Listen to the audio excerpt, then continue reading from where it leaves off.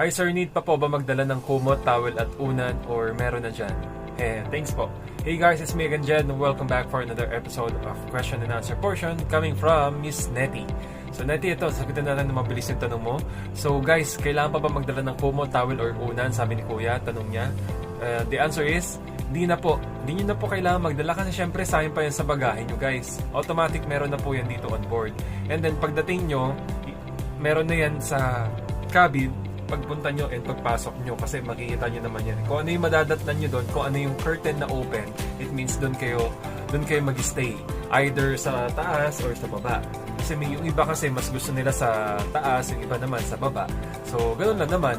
So, pwede naman kayo mag-request niyan kung kailangan nyo ng extra kumot. Pero I highly suggest na magdala kayo ng at least yung pang top nyo. Kasi meron din akong dala na kasi meron yung sa atin kasi merong isang blue yung sa may linen.